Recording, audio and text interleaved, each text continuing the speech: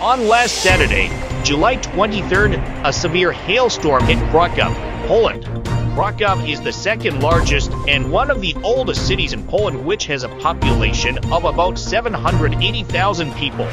The city was hit by hail with strong winds, and the dark clouds of the storm covered the sky. According to local meteorologists, the wind force was about 90 kilometers per hour. The storm caused big damage in the central and southern parts of Krakow. There were no casualties, but there were about 100 reports about broken tree branches. Pieces of sheet metal and advertising banners fell on parked cars. The storm caused great confusion on the roads, with 9 vehicles hit by fallen trees. Serious difficulties arose in the functioning of public transport. In particular, the tram service was disrupted. The authorities suggested that public should minimize going out on bad weather and take precautions to ensure own safety.